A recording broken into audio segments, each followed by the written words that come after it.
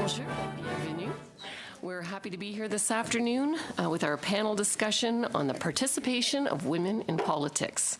We're very pleased to have with us today Victoria DeJong from Edmonton Griesbach, Eleanor McNamee-Annette from Delta, Estelle Akio from Mississauga Lakeshore, and Melinda Fwang from Markham Thornhill.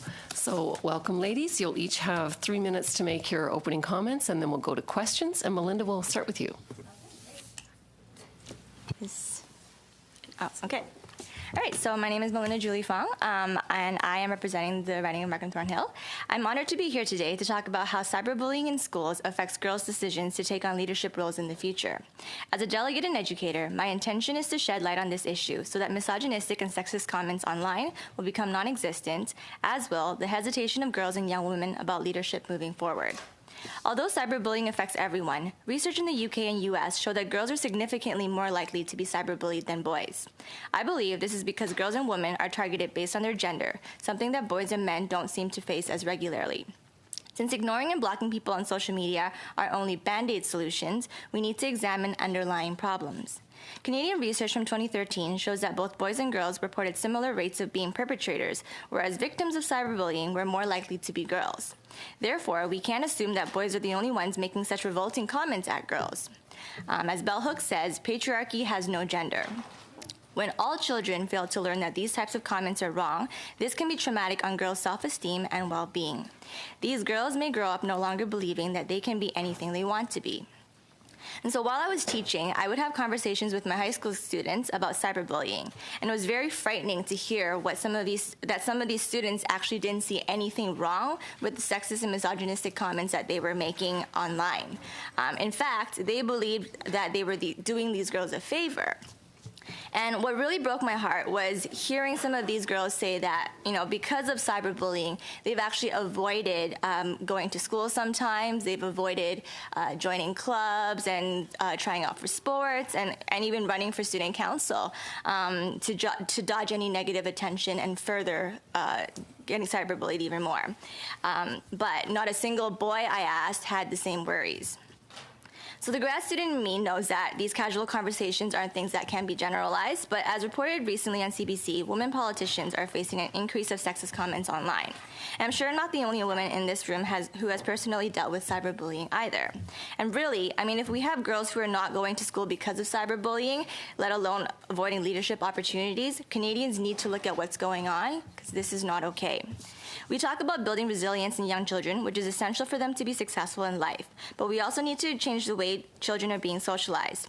Anti-cyberbullying policies likely won't do much alone, but supporting organizations that do meaningful work on bullying, supporting inclusion-based policies, and funding longitudinal research to examine long-term effects of cyberbullying on girls could be beneficial. Cyberbullying transcends all party lines.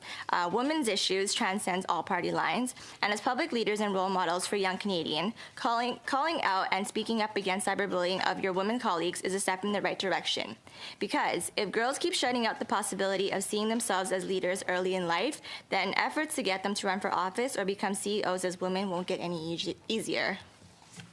Excellent. Thank you very much. We'll go to Victoria DeJong, and you have 3 minutes as well. Thank you so much for having us today. So my name is Victoria DeJong, and I am the delegate for Edmonton Griesbach. I'll be, for the next 3 minutes, I'll be talking about women's political participation and the way parties need to step up to run women. So as I'm sure we all know, women are less likely than similarly educated men to consider themselves qualified to run for office. Women have to be asked an average of 5 or more times before they run for office, while men will often come up with the idea on their own. Women in general will consider the idea of running significantly less often than men for reasons that expand the scope of this 3-minute presentation.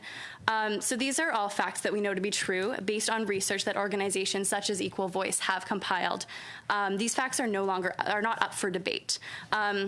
I see two steps that need to be taken to improve women's direct participation in politics.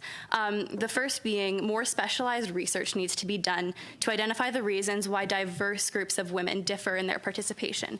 While only 26% of the House of Commons are women, these women are more often than not a fairly homogenous group. If we look around the table at the Status of Women Committee, we don't see very much diversity in the women who are here today. So although we have evidence to the barriers that exist, more research needs to be done to concretely identify the barriers that Indigenous women, other women of color, LGBTQ women, disabled women, and other marginalized groups to identify the barriers that stop them from running for office and engaging politically. Another group that's often overlooked is girls, similarly to Melinda just talked about. The study of children and their conceptions of leadership and self-confidence are largely under-researched, as well as the way that these conceptions shift from childhood to teenagehood to adulthood. But the second step that I want to talk about, that I want to focus on, and I believe to be one of the most important because it involves direct action, we know based on research that the issue of underrepresentation of women in the political sphere does not lie with voters. Approximately a similar percentage of women who are nominated will win seats in federal elections. So the issue lies not with voters, but with the parties that run candidates. So I'd like to speak to the members of this committee, not as a committee of a whole, but as members of your parties. You all have the responsibility to make sure that nominating women and nominating diverse women are a priority for each of your parties. Party members have a duty to identify the women in communities across the country who do incredible and important work in their communities. Parties must lower barriers for running by providing information and assistance to women who consider running, and to lower the financial burden on women who run for office, and all people who run for office. Your parties must make it a priority to recruit diverse groups of women, because as the Daughters of the Vote initiative shows, Canada has no shortage of incredible, talented women who are willing and able to take their seats. Thank you. Excellent. And then we go to Estelle Akio for 3 minutes. Perfect. Good afternoon. Bonsoir. I'm Estelle Akio, the delegate from the Mississauga Lakeshore riding. Today I'd like to talk to you about the importance of having more diversity in the realm of educational leadership. I believe that one of the greatest challenges facing the Canadian education system is the immense task of making sure that every student is equipped with the knowledge and skills they need in order to navigate our complex economies and worlds. In designing effective education programs and policies, we need innovative thinkers who are able to view fundamental questions of education policy through a global and comprehensive lens and through a variety of vantage points. If we are serious about making sure that our education system works for everyone, we simply cannot afford not to fully tap into all our available human resources, half of whom are made up of women. Overall, the field of education is a woman-dominated one, with more than 3/4 of public school teachers being female. However, only 30% of school administrators are female, and the percentage of minority administrators, female administrators, is only at 6.8%. Quand on voit les chiffres, le secteur de l'éducation... Considering the figures, the education sector is more equal than others, even though it doesn't show complete parity. What concerns me mostly, though, is that the number of visible minorities among the women is so low. Based on a study in Ryerson, there are less and less of them year by year. Board trustee, I see this in motion in my own life. Let me tell you, when I go to national conferences, I often get mistaken for an assistant or staff member. I think this urgently needs to change. La population estudiantine de nos conseils... The students are more and more diverse, and our schools are taking in more and more new Canadians, immigrants and refugees. Unfortunately, the leadership in our schools does not reflect this new reality. To have more diversity among the leaders whose decisions will directly affect the next generation of Canadians. Je pense que l'expérience d'être un... I think that the very experience of being a newcomer to Canada, a refugee or an immigrant, is something that's difficult to understand unless you've actually lived it. So we do need people who represent this diversity as well, who truly understand the true needs of these new communities. That's why I'm firmly convinced that we need more diversity represented in the school boards and in our schools. Annette, for 3 minutes. Great, thank you. Today, there are only 9 female leaders of government in the world. 2 countries have gender parity in parliament, Canada not being one of them. And despite making up 47% of the workforce, only 5.3% of CEOs in Canada are women. Based on today's progress rate, it will take over 200 years for women to achieve equality in the workplace. That's not good enough. I'm not here today to tell you that change needs to happen. None of us would be here if we didn't already know that to be true. I'm here to tell you that these issues cannot wait, and that by focusing on diversity in leadership, we can expedite that change together. There will be many solutions needed to address an issue so vast as gender equality. But what the research so clearly shows us is that when women lead and are in positions of power, policies, norms, institutions, and mindsets change. By having women in these positions, we can expedite substantive change, but first we must focus on removing those seemingly insurmountable barriers. I've had the privilege of supporting a program at the Greater Vancouver Board of Trade called the Women's Leadership Circle. This past year, we collaborated with the Web Alliance and Province of BC to host one of North America's largest gatherings on gender equality, the We for She Conference. Understanding that women play a key role in economic growth, this conference saw over 1,500 business leaders and young women in high school come together to discuss the challenges, successes, and practical actions to create gender equality in the workplace, all centered around the theme of empowering and championing the next generation. One of the key action plans that arose from this conference was the need to promote and advocate for diversity. You see, when we broadly discuss barriers to leadership for women, there are more barriers than just gender that need to be addressed. Those policies, norms, institutions, and mindsets that are currently so deeply steeped in bias will not be changed unless diverse women are leading from the top. I'm so deeply grateful for the opportunity to testify in front of this committee today. However, I'm also very cognizant of the fact that my voice is being heard because doors have been opened for me that have not been available to other women. Even though I have faced my own barriers and challenges, the unfortunate truth is that women attaining those coveted leadership positions far too often look like me. White, middle class, educated, cisgendered, able-bodied women. We cannot let the mistakes of history repeat themselves and allow this movement to be an exclusionary one. We won't get there unless we get there together, because none of us progress if some of us are left behind. So this is what I implore of this committee. If you truly want to create substantive change, empower women to lead, but put diversity at the forefront of everything you do. When we have true diversity in leadership, change will come. However, we first need to focus on tangible policy solutions that break down barriers to leadership for all women. We need to do this now, and we need to do it together. Merci beaucoup. Thank you for your time. Excellent speeches. All right, now we're going to go into our round of questions, and in order to give everybody a chance, we're going to start and go one party at a time, one question at a time, until we run out of time. So we'll start with Ms. Vandenbelt. Thank you very much, and I want to thank all of you because you're all incredibly articulate, well-researched, and you're making very compelling arguments. So thank you very much for testifying. One of the things that we have as elected leaders in this country is not just a voice, but a megaphone. And so the question we ask ourselves is, which voices do we amplify? And you've made a very strong case that we need to make sure we're amplifying the voices of diverse groups in our country. My specific question is to Ms. de Jong. Women in politics is before I entered electoral politics, this was what I worked on internationally as the manager of I Know Politics. And your research is absolutely correct. There are a number of studies that are actually showing that the gap between the number of men and women who even consider politics as an option or have ever even thought about politics is actually getting larger amongst college-age men and women. So my question to you is, it seems that the younger generation, even though they're, in my view, more engaged politically in terms of their knowledge and their advocacy, they seem to be less likely to join political parties and to run for office. And what do you think we can do to reverse that? And what are the reasons that you think that might be happening? So I don't think I can't speak for every single person in my generation, but from myself and my social circles, I think one of the biggest factors is kind of a disillusionment in what they think government can do for them.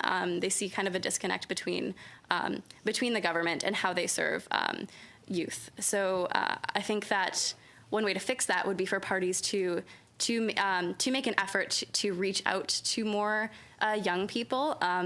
You see a lot of like campus political party organizations kind of connecting more like that, and just kind of reaching out and consulting with young people about the policies that parties could put in place that would serve those young people, because I think that a lot of times parties don't consider the youth vote as being a really strong force, and I think that, or historically, maybe now it's a little bit different. Just kind of making sure that youth are a priority would be the biggest thing. Okay, thank you. I guess we'll go around and then come back. Sure. Okay. I'll go to Peter Kent for a question. Sure. Well, thanks to all of you for very solid presentations, and to your counterparts from other ridings across the country. To Melinda's point about cyberbullying, I mean, this is a new and it's a vicious phenomenon. Many of the politicians around this table have been subject to it in their own ways, although with the experience of longer lives and greater experience, probably are better able to ignore some of the most vicious material that we see.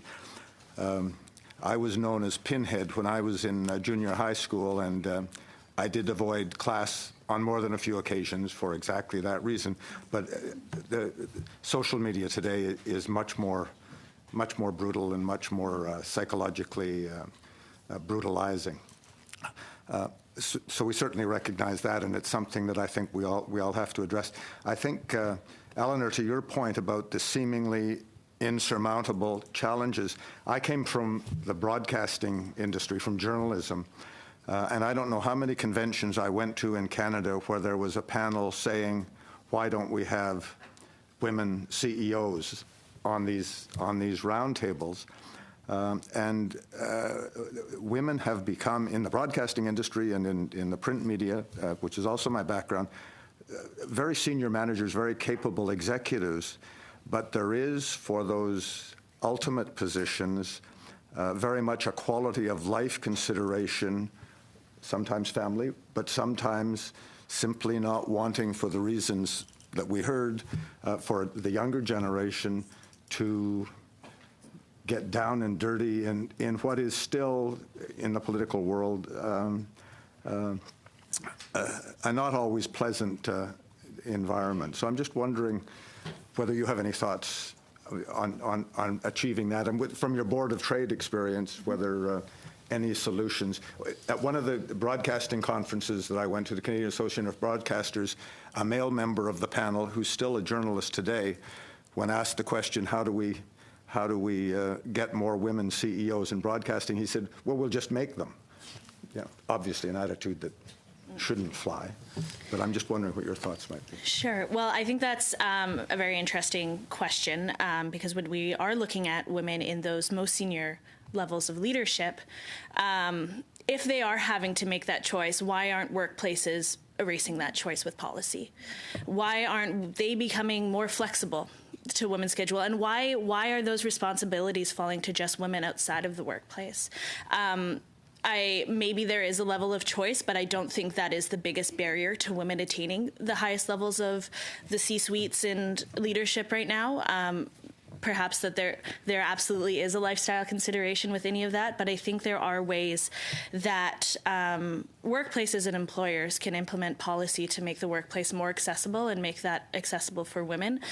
Just from a personal anecdote, I know that Pacific Blue Cross in BC has put some really fantastic policies in place. Jan Grude, the CEO, sat on the Women's Leadership Circle when I was involved with that, and he was talking about how he worked individually with his with women in high leadership to really ask what they need to be supported. And sometimes that's, childcare. Sometimes that's extra vacation time to, take care of their families. But it's a bigger question than a lifestyle decision. I think we also need to start identifying talent in the workplace early on and put mentorship in place and have CEOs and high-level executives mentoring women from early on.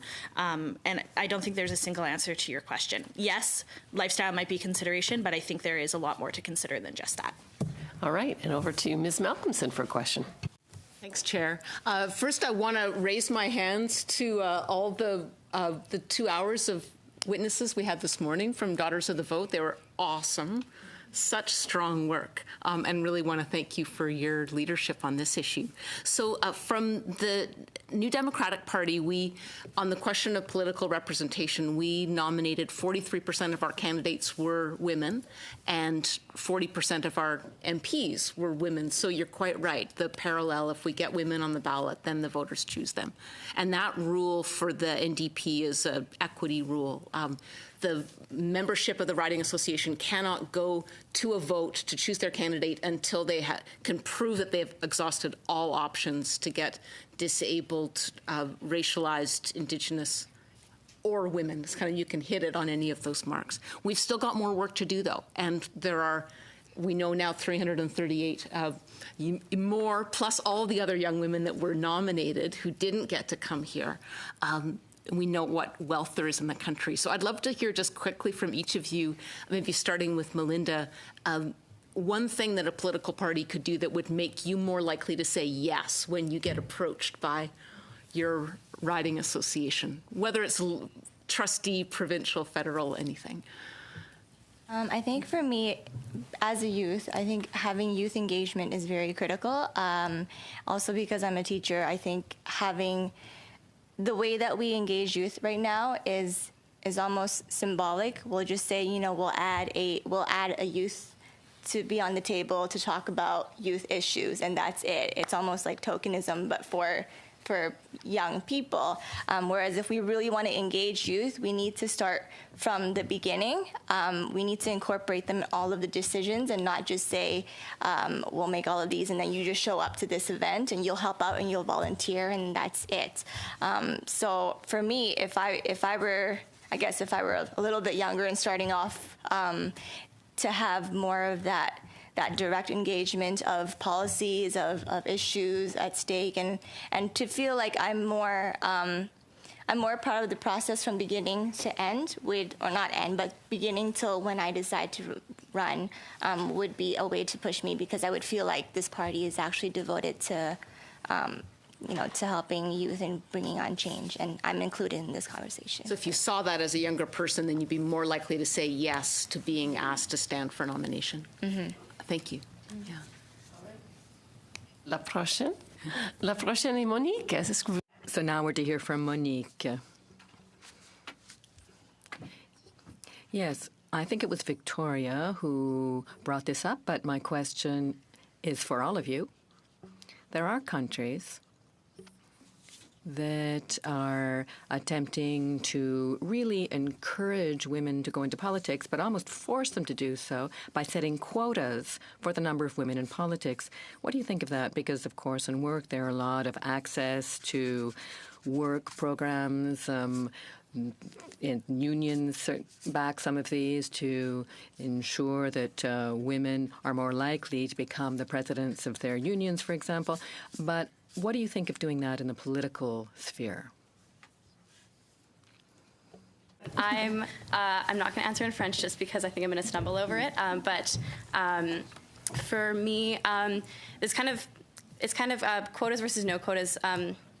Quotas, I'm personally not in favor of. I think that's kind of getting a little ahead of the problem. So adding in quotas, I think, would make people resent the women who resent women more, just because if we went straight from 26% of the House of Commons to 50% of the House of Commons being women, I feel like a lot of people will perceive that as kind of stealing seats away from other people, even though that's likely not the case. Like, women are very qualified.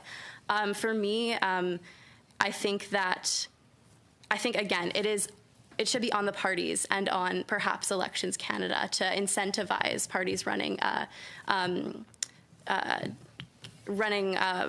a gender equal kind of slate of candidates, because I would prefer that, because I think it would be rather than install quotas and kind of hope society follows that. I think it's more important that we fix the systemic issues that surround women and people's perceptions of women candidates, and kind of and as that acceptance is grown, let that reflect in the House of Commons, if that makes sense. Excellent. And now to my Liberal colleagues. Do you have a question? Ms. Nassif? Oui, j'ai une question. Yes, I do have a question. Thank you, panelists, for the excellent quality of your presentations. Thank you so much. My question is on violence against women.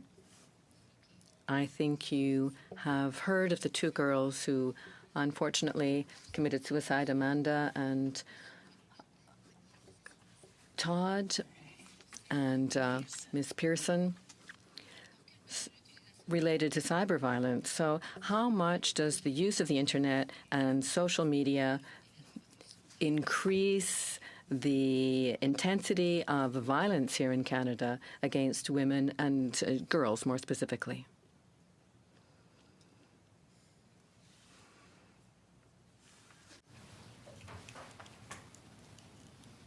Est-ce que vous pouvez parler demander en anglais aussi?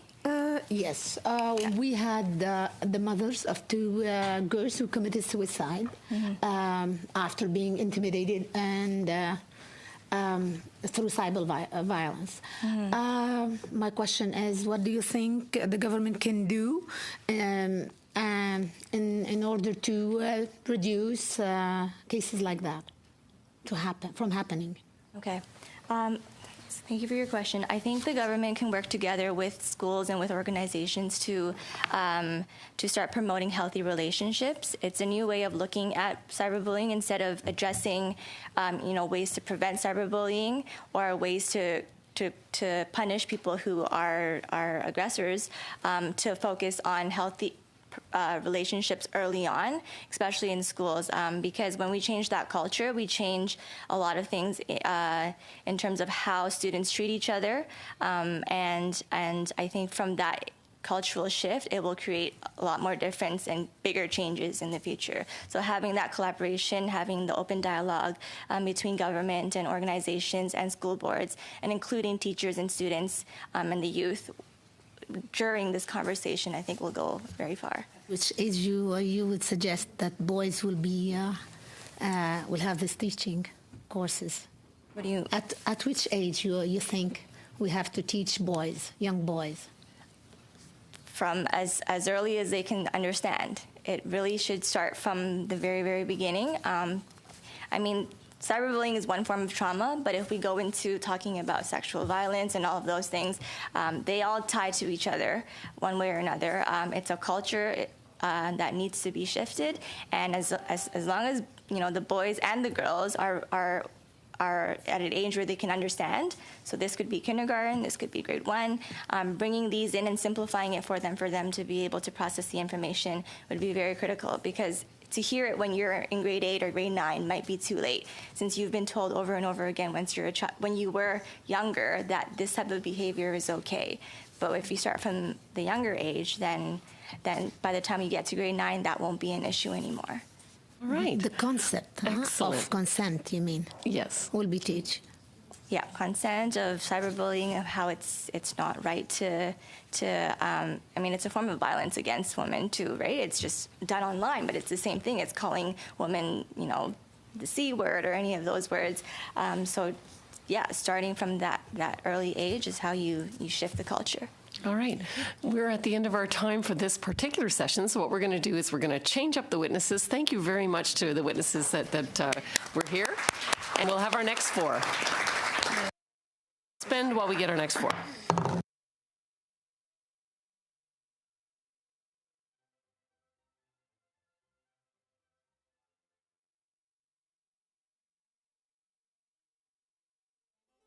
You can take pictures while we're suspended, but be quick.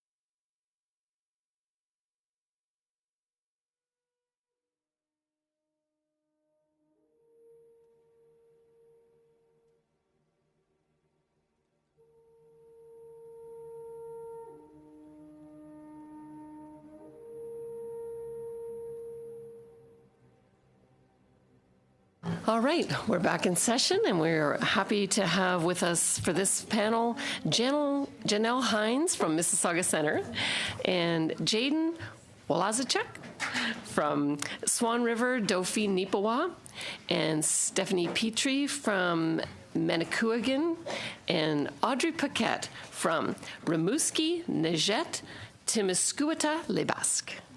So welcome, ladies. Each of you will have 3 minutes, and we'll begin with you, Audrey. Oh.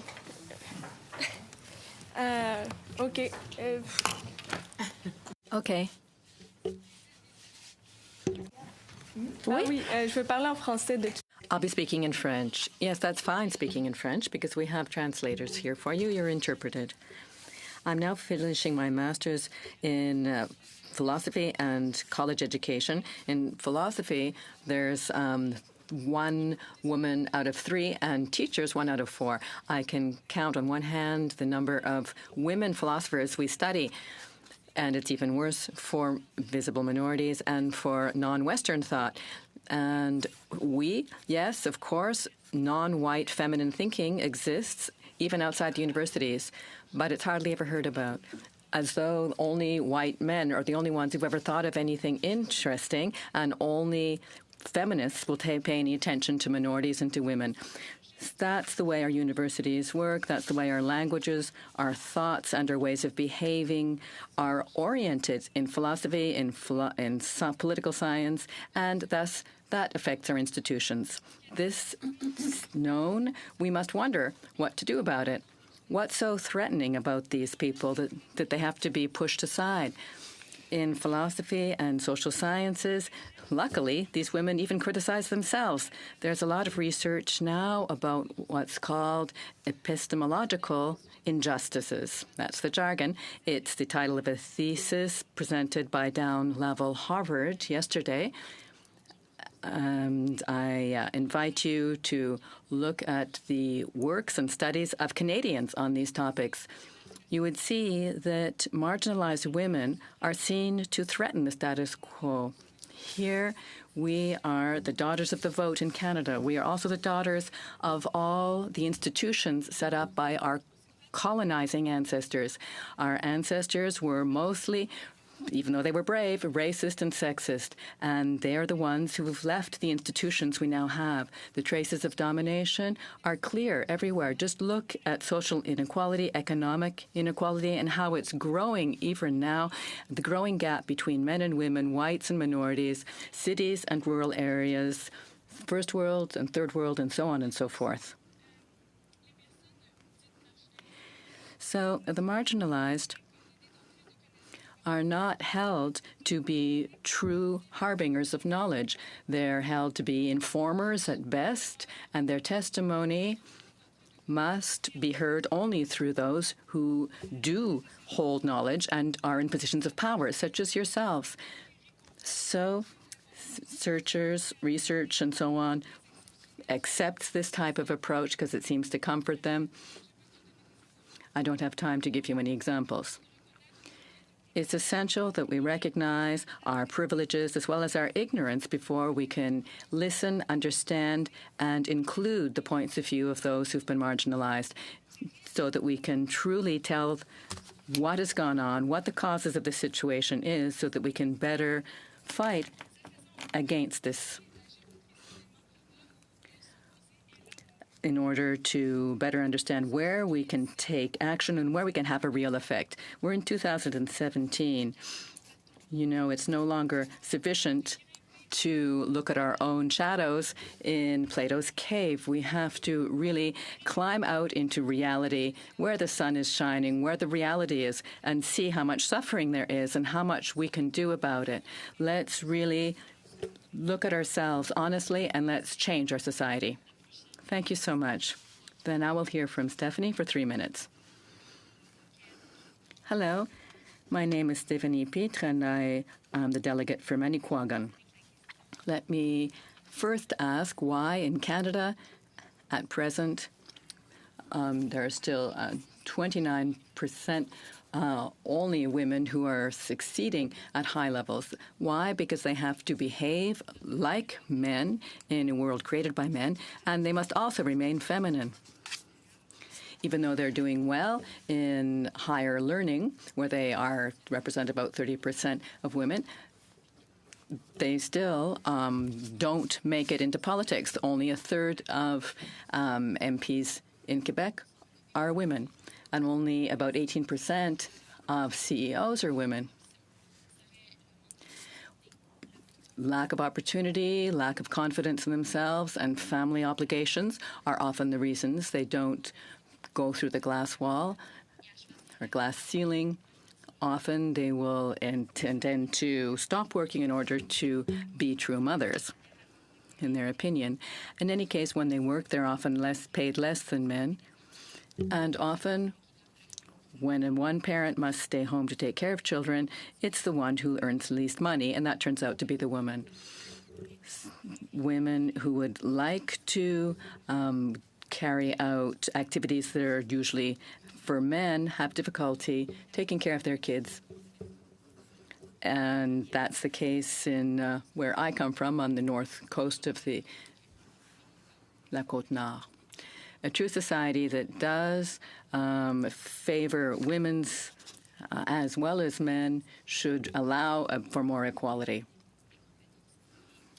Girls are usually educated to become good mothers, and boys are given toys that will orient them to mining, for example, small trucks. That's something that starts at a young age. This is why I suggest to the government that it adopt the following suggestions.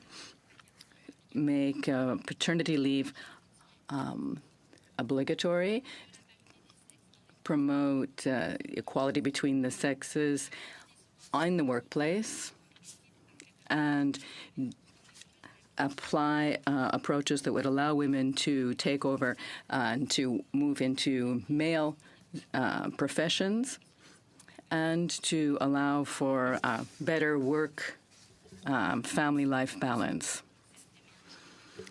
This week I turned 24, and the greatest gift that anyone could give me would be to say that we're going to change society to improve pay equity between men and women. Thank you. Hey, are we on? Okay, perfect. Good afternoon. My name is Jaden Wolasachuk, and I'm here representing Dauphin, Swan River, and Nipawin. I'm 19 years old, and I currently attend the University of Guelph, studying environmental governance and political science in my second year. I'm here to talk about my experiences growing up as a woman in a non-traditional field and the barriers that I faced, such as the gender roles and the expectations based on that, as well as our fear of judgment from stereotypes. I had the opportunity to spend the last 5 years of my upbringing on a beef farm in rural Manitoba. I was on this farm with my two sisters and my dad for those 5 years. A lot of the expectations that were put on not only myself, but my sisters were that we were the housekeepers. We were inside to cook and to clean and to serve, not to work as equal members on the farm. However, that's not how my dad raised us. We were out on the farm and we were working with the livestock, and we got to participate fully. So there were times when comments like, "You're going to make a great wife someday," they weren't the most inspirational to any of the three of us. It was my experiences growing up in the 4-H Beef Club that really inspired me to be who I am today. The 4-H motto is to learn to do by doing, and that's something that they teach not only the male but the female members of the club as well. We are equal to our male counterparts, and we're able to take on the roles that are typically seen as more masculine and physically demanding. We're able to do these tasks to the exact same standards of our male counterparts, and we get to do this from a very, very young age. Not only that, but the leadership within my club tended to lean more towards females.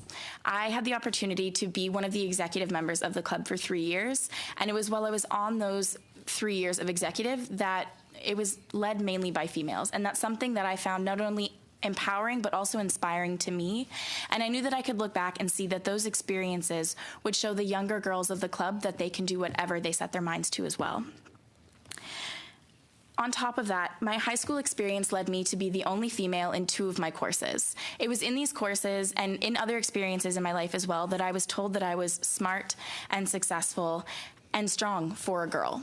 And it took a lot of time and a lot of thinking and a lot of questioning before I was able to acknowledge that I am strong and I am successful and I am smart, regardless of my gender. And it was some of these experiences and the way I was raised that showed me why that was possible. And lastly, I want to talk about Skills Canada. This is an opportunity that showed me and other females that were my age in both secondary and post-secondary education that we can set our minds and we can succeed in vocational areas across the board. I'd like to end by saying that I was very privileged in the way that I was raised and the opportunities that I was presented with. So I leave on the question that if I've been given these opportunities and the success that I've had stems from these, what will come of girls from across Canada and across the world who didn't have the privileges that I did? Marvelous. All right, we go to Janelle for 3 minutes. Great. Hi, my name is Janelle Hines, and I'm the delegate representing Mississauga Centre. I'm honored to have this opportunity to speak to the committee. I feel like I'm well positioned to talk about women in non-traditional fields, as I'm an engineer and an entrepreneur. I did my degree in biomedical and electrical engineering at McMaster University, and I'm also the founder of Helping Hands, which is a social enterprise to help youth at the high school level get engaged civically. As an engineer, I wear my ring proudly, but I wear it because I have to. When I go to conferences and networking events that are geared towards technology or entrepreneurs, I'm always assumed to be the administrative assistant, never the founder. I've been told countless times that I don't look like an engineer. Every time people say that, what I feel is that as a female and a person of color, I do not fit their stereotype of what an engineer is. I've also worked at jobs where less technically qualified males were hired for positions and given a higher salary than me. Perceptions matter. I spend a lot of time reaching out to younger women to get them interested in STEM. So science, technology, engineering, and mathematics. And a lot of them just basically tell me they are not interested because they do not see role models and other people that look like them. And these perceptions need to change. And that's why I think initiatives like Mr. Christy Duncan's Choose Science should be expanded and developed further. Women choose apprenticeships in fields like welding at a staggeringly low rate. And I believe these campaigns that show women the benefits of pursuing STEM by showcasing the impact they can make while the economic security that these jobs provide will help close the gender gap. Barriers like women like me faced in STEM are not limited to perception. For example, as a female and an entrepreneur, I face sexual harassment. I've had potential investors in my business make sexual overtures to me and drop all communication or harass me as soon as I resist, and this actually happened to me just last night. At my alma mater, I support women, many of whom have disclosed stories of sexual harassment and discrimination. And it's hard for me to tell these women what course of action they should take. And this is why one recommendation I have is that we start an initiative to show women and youth and minorities what their rights are as workers. I think the government should support more grassroots groups who support women in STEM and entrepreneurs, as well as encouraging businesses to get more involved with these organizations, because this will help create the trained, skilled workers that companies will need to hire in the future, as well as closing the gender gap and helping women be self-sustainable and even thrive. I call on the government to directly fund women through grants to start their businesses with ongoing educational support. Women bring a different perspective into these fields, and if Canada wants to have a strong economic future, women need to be involved more. Thank you. Excellent. You had me at engineer. Now we're going to go into our round of questioning, and we're going to start. And Omar, because Janelle is from your riding, I'm going to give you the privilege if you have a question. Thank you, Madam Chair. I haven't prepared the question, but first, it's a pleasure for me to be here to hear directly from our leaders in the community to provide us with an input that we need to hear more often than we are currently. And I learned a lot from the previous panel and this panel, and I'm grateful for the opportunity.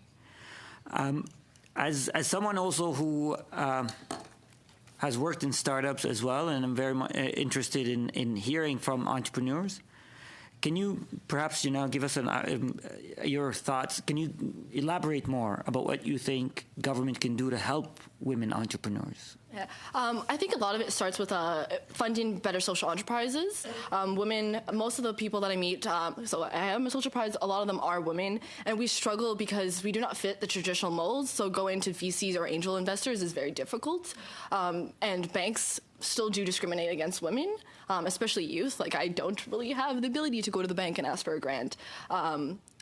Funding. So, I think more grants. And right now, there isn't a lot of grants that are actually directly trying to fund women, and I think that needs to happen, along with the educational support. And the government does a lot through campus accelerators and regional innovation centers. So it's directly funding women. That I think every single campus accelerator and every single RIC, so regional innovation center, should have a program to support women and have that safe space where they can talk about their businesses. All right, and Martin, we'll go to you for a question. Oh, it's Kelly. All right, Thank Kelly. you very much, Madam Chair. And she's so pleased that you're an engineer because she is one herself. So there we go. I see the writing. So I know that the session this afternoon is entitled Women in Politics and Women in Non-Traditional Work. And I guess as a female politician, I never actually thought of being a politician as a non-traditional role for women, and perhaps it's because there were a number of women that I knew working as, serving as politicians, but I know that the definition of non-traditional work has changed over the last number of decades, where it once may have included physicians and lawyers, and perhaps even leaders in corporations. It now includes construction, mining, engineering, and I'm going to add ranchers to the list, as you mentioned. But I guess my question would be for you, Jayden, because towards the end of your comments, you spoke about Skills Canada, and you didn't really get a chance to speak too much about that. So I'd like to give you the opportunity to talk a little bit about that and how it's there to empower women in non-traditional roles. Absolutely. I'm very excited to talk about that. So my experiences with Skills Canada, I actually only participated in my final year of high school. I sort of got roped into it at the end and just said, okay, and I did it. And I had a great experience with it. I had the opportunity in previous years to watch some of my friends participate in things such as job skill demonstration and workplace safety. But there's also things like welding and electrical installations. And it was at the national competition that I was very privileged to get to compete in, where I had the opportunity to witness a young female stand up in the first place, winning gold in an area where she was the only female competitor. And she'd been working, I believe she was another grade 12 student, she'd been working all of high school in, I believe it was auto body painting. So she had been painting cars for 3 days while we were there. And she ended up winning gold, and watching another young woman step up onto that podium and seeing that she felt that the odds were against her. She was the only female in that category, and she defied the odds for what she had seen against herself. And it wasn't the only the only sector in which females had won. So in my experience, I did public speaking while I was there. And that was a pretty female-dominated section. We had one male competitor out of, I believe, 10. And there were a few others that tended to lean more towards female competitors. But I had the opportunity to see females competing in electrical, in the auto body painting, in refrigeration repairs, in air conditioner repairs. I didn't even know that those were things that post-secondary students and even secondary, like high school students, would be able to compete in. And I got to watch and witness the empowerment of young women because their schools are able to sponsor them and send them and have them compete and learn and grow, and then they are able to be pushed towards their passions regardless of where it's leading them. Thank you. Excellent. And now we'll go to Ms. Malcolmson for a question. Thank you, Chair.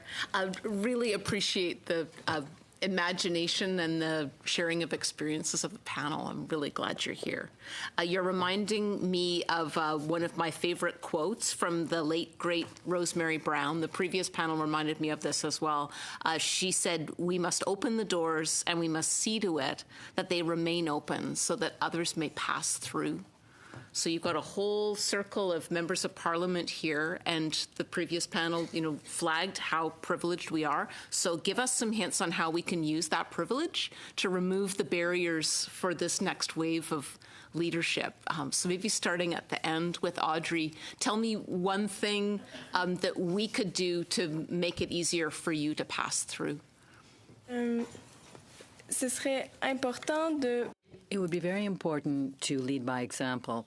And when I say lead by example, I also mean to bring in legislation and policy based on facts that things worked up in our universities, in political philosophy, in social science, that takes into account people coming from far more backgrounds. So, of course, economics has something to say about it all, political science and sociology as well. There are so many social sciences. We really have to take them all into account. Also, listen to people who represent these various groups, not just listen to those whom we'd like to listen to, but really listen to people who are representative of the population. Well, I learned a lot at university. What I learned, amongst other things, was that I was very privileged to be able to study so long in school. We can't just sit back and say, great, I'm studying, and think that it's easy for everyone to do that, that it would be just as easy for everyone to have such a level of privilege. For example, the way I would go to,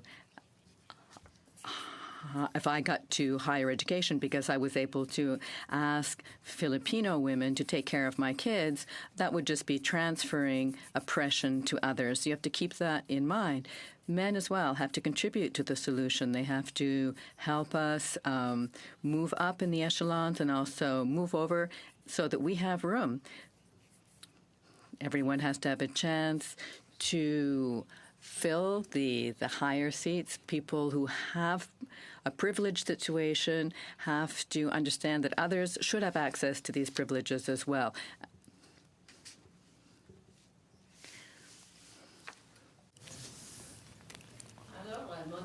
Vous êtes la prochaine. You're up next. Thank you, Mrs. Chair, Madam Chair.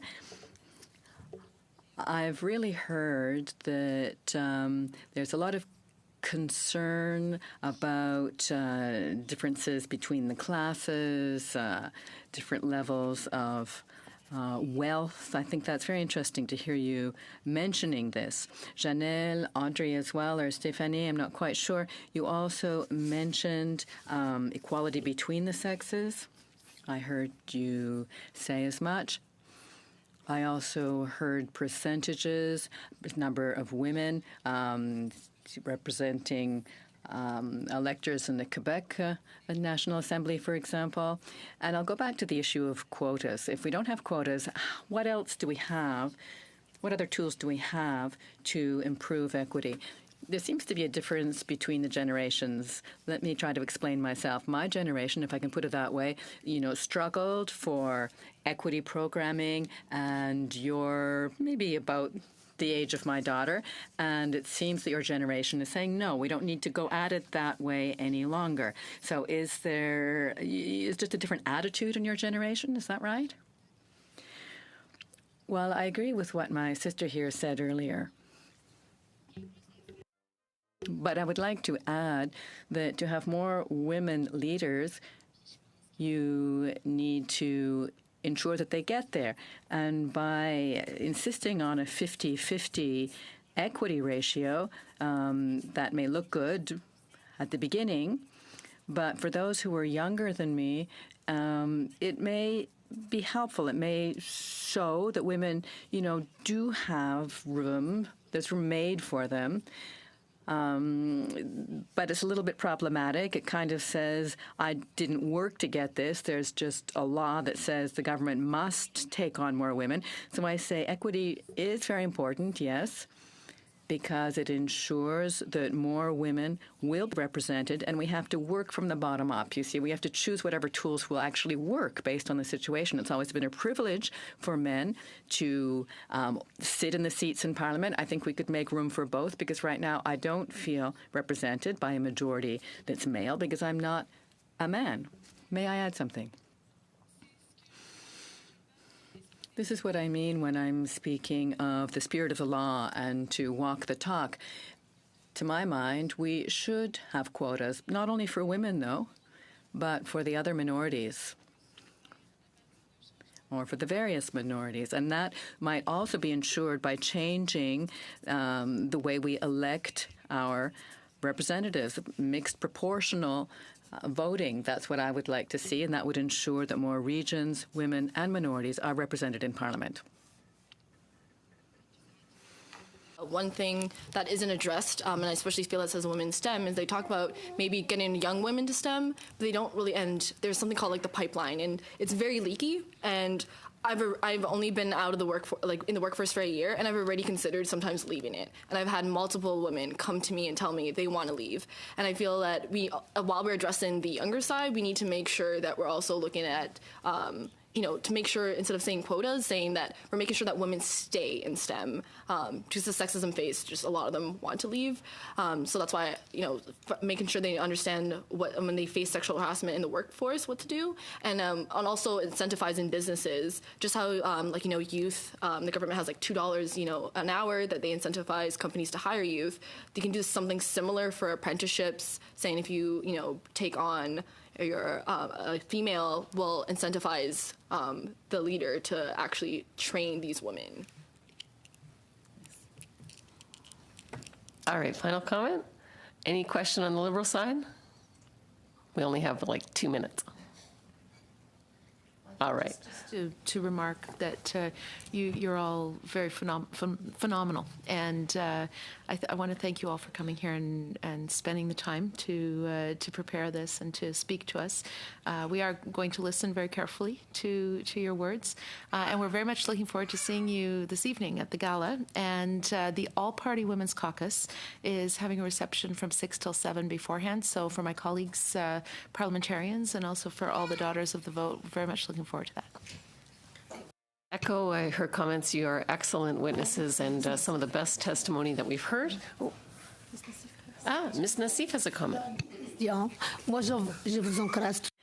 I encourage all of you to go into politics, to stand for election in municipal elections, provincial elections. You have all the qualities needed to succeed.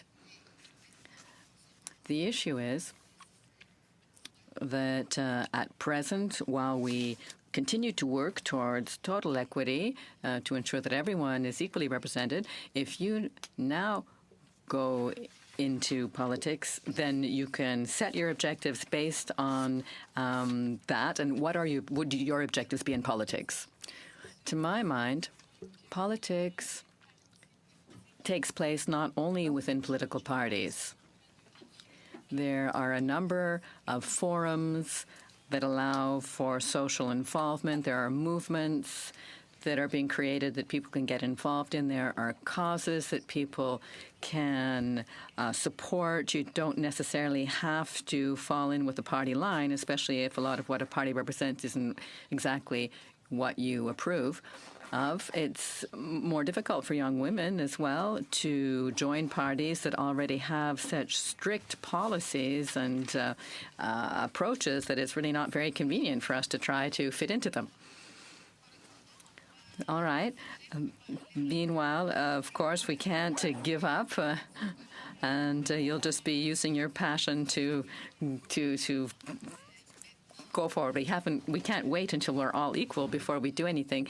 For example, we've made it into politics, and it wasn't necessarily easy to do so. There was nothing given to us. We had to remain passionate. We had to break down obstacles and really go through the glass ceilings. That's why I encourage you to remain involved, even if things aren't quite equal at present or yet. Thank you. That's a very good point. Hearing more from you. I think just to give you some feedback from today, I heard from many of the MPs that were at the various sessions that these were the best witnesses of any that we'd heard to date. So thank you very much, and we'll see you at the gala.